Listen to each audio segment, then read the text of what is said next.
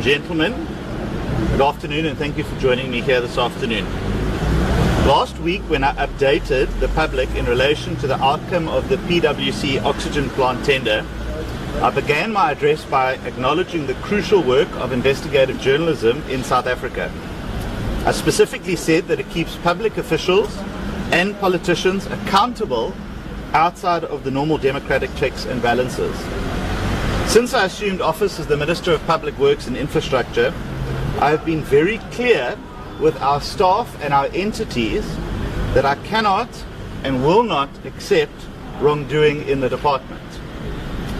And where required, I would personally open cases against those accused of criminality, because I must lead from the front when it comes to ensuring we are a capable and ethical-based economic delivery unit in South Africa. At 8 p.m. last night, I met with the board to discuss the events that unfolded in the media that morning. As I said on social media and to the board, watching the video of Ms. Malaka allegedly offering Mr. Myberg a bribe of 60,000 Rand made me sick to my stomach and left me in disbelief. It's one thing to hear about corruption. It's another thing to see it take place so blatantly and with a feeling of impunity. This stands in complete opposition to everything that I believe in and stand for as a minister. I briefed the board on my intended actions today and to understand what processes will unfold with regards to the disciplinary case against the suspended CEO. I can therefore confirm that earlier, a short while ago, I formally opened a criminal case against the suspended Chief Executive Officer of the Independent Development Trust, Mr. Tebogo Malaka, and the IDT spokesperson, Mr. Pasha Magala at the Cape Town Central Police Station. These allegations remain deeply disturbing. They, in my view, are not just a criminal act, but an assault on the institutional framework of government to provide services to the people of South Africa, especially in the social infrastructure space that the IDT is responsible for. Attempting to bribe a journalist to bury the truth is an attack not only on the free press, but on our democracy. It is an attempt to silence accountability, to undermine public confidence, and to shield corruption from exposure. Ladies and gentlemen, as I have said earlier, I've made it clear and will continue to do so in word and in action that the department and its entities are no longer a playground and safe haven for maladministration and corruption. I was well aware, even before stepping into office, of the serious and long-standing allegations surrounding the IDT. For years, it has been plagued by governance failures, incomplete projects, tender irregularities, and repeated audit disclaimers. It was an entity in crisis, a state institution meant to serve the public, but instead consumed by dysfunction. Over the past year, we have begun restoring order and integrity to the IDT, but we have faced fierce resistance, not just from within the bureaucracy, but through an organized and well-paid for and funded campaign to protect criminal entrenched interests. This network has been aided and abetted by political parties like Action South Africa and the EFF, and sadly, members of the media. I have personally been the target, and Ms. Hill, by the way, of coordinated disinformation campaigns, including fabricated voice notes, false call logs, and WhatsApps, which again, and it doesn't surprise me, are circulating again this morning to try and suggest that Ms. Malaka is a victim of all of this. Fake news articles which were published by outlets and even on the front page of some newspapers, and then they had to retract them once the evidence was put on the table. Anonymous social media accounts and bot networks have been used to spread lies and attack our cleanup efforts. For months, the narrative being pushed by those resisting reform was that I, as the minister, was paying journalists to attack the IDT. Not only was this false, but it turned out to be a projection of what they were doing. They said I was paying journalists, and it turned out that they were then paying journalists. As the allegations published yesterday confirmed, the very individuals implicated in corruption were in fact trying to bribe journalists themselves. It's my considered opinion that this attempt to buy cooperation is not an isolated incident. It quite possibly extends to unimaginable spaces and individuals. And I have urged the SAPS this morning to uncover the full extent to which the tentacles of corruption have reached.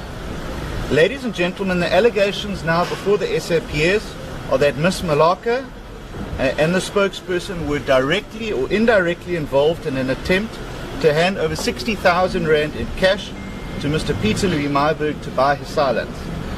I have also laid numerous charges with the police to investigate, firstly, the attempted bribery of Mr. Myburgh and whether any other journalists were approached or offered similar inducements. And I really do encourage that members of the media, and I know of one who has been approached, to please speak out and also bring that information forward to law enforcement agencies. 2, the funding and coordination of social media campaigns aimed at discrediting myself, Ms. Hill, the IDT and the office that I hold. 3, the role of politically connected individuals and public commentators in amplifying false information to shield wrongdoing and corruption, because that is an accessory to corruption. And 4thly, any other acts of corruption or criminality linked to these attempts to interfere with media freedom and obstruct accountability. Corruption cannot survive without enablers. It survives when individuals in power believe they can manipulate the media, intimidate whistleblowers, and weaponize public opinion to protect their own interests. Let me be clear, these actions are not just about one bribe or 2 individuals. They are about dismantling a culture of impunity that has overtaken parts of the public sector. Ladies and gentlemen, these criminal charges do not exist in a vacuum. They are directly connected to the systematic failures and alleged corruption that we have uncovered in the PwC forensic investigation into the 800 million rand PSA oxygen plant tender, the findings of which I released to the public last week. That investigation exposed companies who were awarded contracts without valid SAPRA licenses, a project that ballooned from 216 million rand to 592 million rand without justification.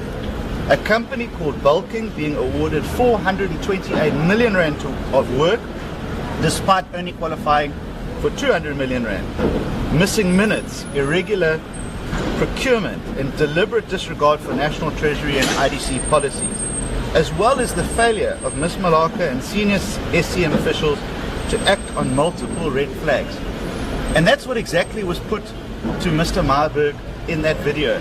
Give me a contractor and I will make sure that it is awarded to you. There is clearly a network of individuals in the IDT who guarantee outcomes in exchange for cash. The PwC report recommended disciplinary action against Ms. Malaka and Dr. Cece from SCM and several other senior officials. It has been confirmed that under Ms. Malaka's leadership, the IDT operated without the most basic governance and risk controls. And now we see how that environment of impunity spilled beyond tenders into attempts to manipulate the media and obstruct public accountability. Today's criminal case is the next step in ensuring that consequence management is not just a slogan, but it is a reality in public works. I have also requested the new board to firstly investigate all contracts that were issued under Ms. Malaka's tenure, to trace the flow of funds linked to these contracts, to identify any additional instances of corruption or abuse, and then to take immediate action against anyone who has been found to be complicit.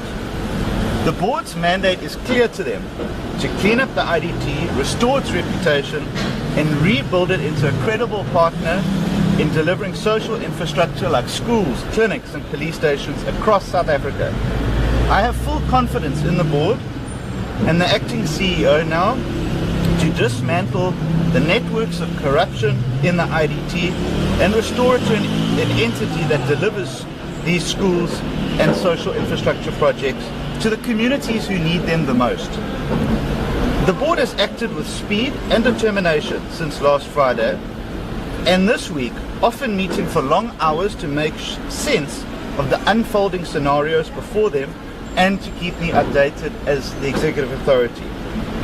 I have also requested the SAPS to transfer this case to the Hawks and to treat it with urgency.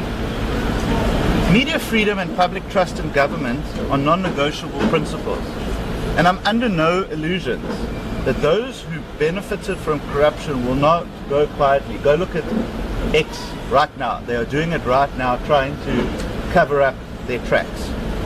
They will attempt to delay, to distract, to deflect, and to threaten us, but they will not succeed. We have the upper hand, and we are winning the war against them.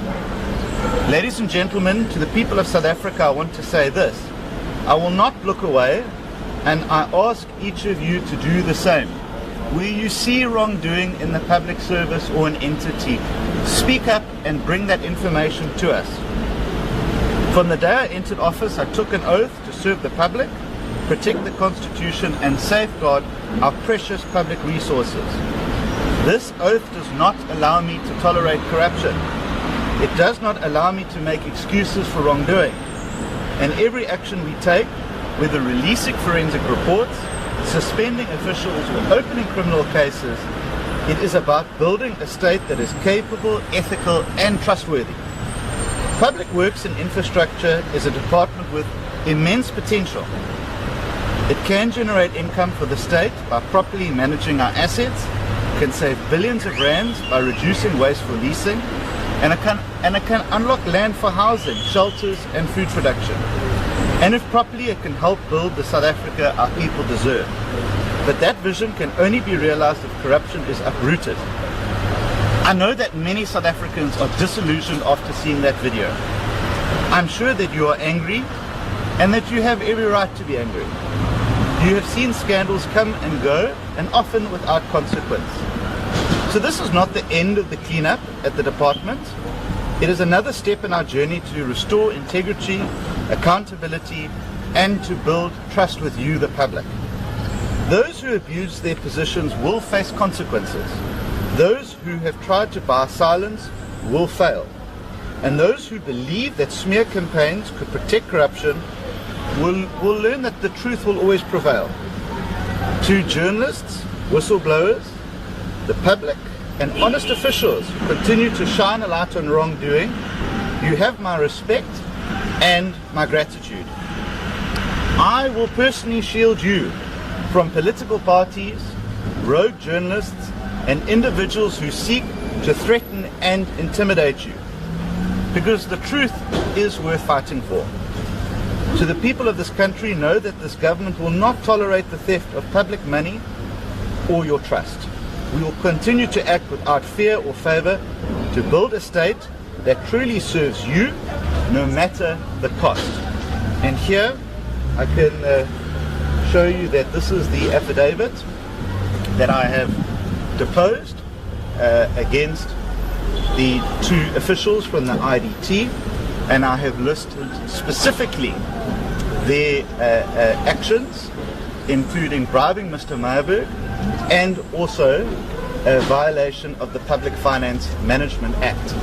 And we have set out those specific points, and we can make this available to members of the media as well. Thank you very much. I'll now take questions. Colleagues, this is a round of questions. Just introduce your name and media house and the question. This sort of here. Okay, Ulilani from SAPC. Just firstly, has the board indicated how long this disciplinary process is going to take? And secondly, have they indicated the status of Mr. Makholane? Is he still in office? Perfect. Yep. Dean Kevin from ENCA. I just want to check with you, do you have a bit of insight into the Special Investigating Unit's scope of investigation over the IDT, maybe how many cases they're looking at? Lindsay Denting, Eyewitness News. It's highly unusual for a minister to come and lay a criminal complaint. Why would you not leave that perhaps to the board? Cool, let's leave it there for now.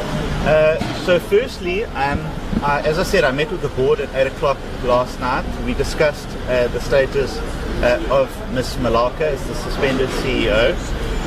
I also have to respect that there are labour laws and processes that are required for the disciplinary case against her. I think that obviously what has happened as a result of yesterday has amplified the need to ensure that the process is completed as quickly as possible, but to also ensure that it complies with all laws and regulations so that a satisfactory outcome is sought. There are conditions that were attached to her suspension.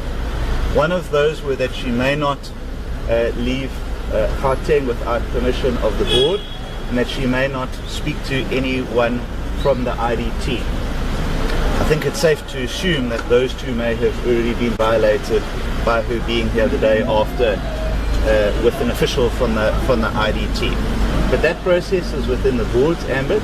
I will not interfere in that, and I will respect the board's path that it is taking and their commitment and determination to see a speedy process. Lindsay, let me say this. I think if I didn't take personal responsibility over this issue, I would be missing how angry South Africans are about this. I've been very clear to the officials of the department that if it comes to light that you are involved in criminality, I will personally take you on. That is not something, that responsibility and leadership cannot be outsourced to anyone else. So I have taken the step to be here this morning, this afternoon, and to say that when I say something, I mean it. And it is a warning to anyone who contemplates criminality that it will not just be a function of the department or the board, but they will come up against me as the executive authority entrusted to lead this department. And I think that it would have also missed the anger that South Africans feel, and that they want to see someone leading from the front on this issue. Kevin, I don't have the exact details around that. I can tell you that the Hawks are currently investigating the PwC, or the oxygen plant matter that predates the PwC issue. We have also forwarded the entire PwC report to the Hawks to supplement their work. And again, you know, we respect their space to be able to get to the bottom of this, because as I said, I'm not convinced that this is just unethical conduct. I think that there is widespread criminality that has been taking place. There's collusion between officials, there's money that changes hands, I think at a rapid rate, around the IDT, and that's why I've come to the conclusion that what happened to Mr. Marburg is not just an isolated incident. I think that there is probably a number of examples where that takes place. And to so brazenly say, give me a contractor and I will make sure that they are rewarded, speaks to how rotten the supply chain process is in the IDT from start to finish. If you can give guarantees like that, it means that you are working with a number of people. Cool. Next round of questions. This one over there. Mr. Prime Minister, I see you from Newsroom. What is the update with the spokesperson of the IDT? Yes, thank you. Sorry, I didn't answer that question. The spokesperson is contracted to the CEO, and it's a strange and peculiar situation that exists where Ms. Malaka has to take action against the CEO. Against the spokesperson. So it is an odd situation, and I don't know how that was allowed to take place. But suffice to say that any disciplinary action that takes place against Ms. Malaka will also affect the CEO. And, you know, as the person who, was also party to the incident that we saw, he will also has to, you know, face, criminal questions as well. But the board is trying to work and navigate through that, but it is a complex situation of how it was first established, and obviously that was before my time. But they are working to understand how to apply labour laws to that particular instance. Minister, can you perhaps tell us about this campaign that you spoke about, the social media campaign? It seems as if you are also personally a target of this campaign, and could you maybe just give us some reasons as to why this happened? I mean, we all know it started with the tender, the oxygen tender, but what are some of the other intricacies that are involved here? Well, it wasn't just myself, it was my staff. It was Ms. Hill, the chairperson. There were reflections made on my family. There were threats made against my life. And it all came back to this. And one has to ask, what is the interests of people in an entity that they've never met, of an individual that they have never met? Why would they be so invested? Why would political parties be so invested? Why would leaders of political parties be reposting fake WhatsApps to try and allege collusion between myself and journalists? And the only conclusion that I have is that they were most likely in on the act, and that they were beneficiaries of the largesse of cash. Maybe they got more, maybe they got less, maybe they got it in a deal bag or not, I don't know. But it's very clear that these campaigns were funded to try and put me off of the scent, to try and bully Ms. Hill. She was subjected to misogynistic and racist attacks. She was questioned about her education. When we went to Parliament, people attacked her as well. And I think that it's very reminiscent from what we saw under state capture. So it's concerning, and it's concerning that it's still happening right now. If you go online right now, it is happening again. And that's why it was important, Lindsay, for me to come out here to stand up to those bullies and say, you're not going to frighten me and you're not going to put me off. That I will come out here and I will face you and I will personally lay those charges. And you can say whatever you want, but we are committed to getting things right.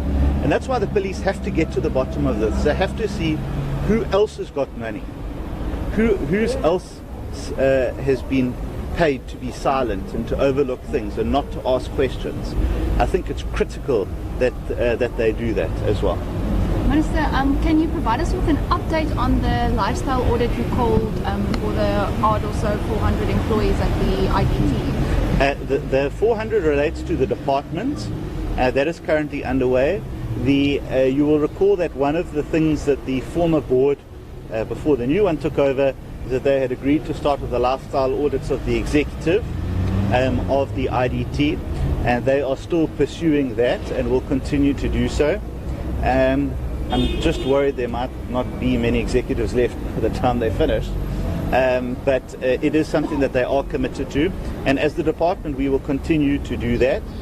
We've already had 1 or 2 resignations from the department from people who didn't want to commit to it. I think you can understand why that is, but we will follow it through until the end, and every person will have to explain and account for, if they live beyond their means, how that is possible, because we want a capable and ethical department that delivers for the people of this country. Just one question. You spoke about the rot in supply chain. Will we be seeing stronger reforms? Supply chain management in the department is a critical area of focus for us, and it is what the PwC report highlighted, and we want to actually adopt some of their recommendations into the department. And we are also looking at new innovative systems like e-procurement to try and take the human hand out of procurement. But you know, also the reality is that these things, they go both ways.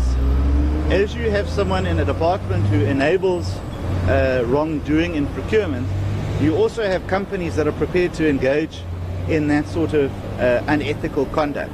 And that's why people must raise these issues when they come up, so that we can ensure that there is transparency in everything that we do. But a critical focus of ours.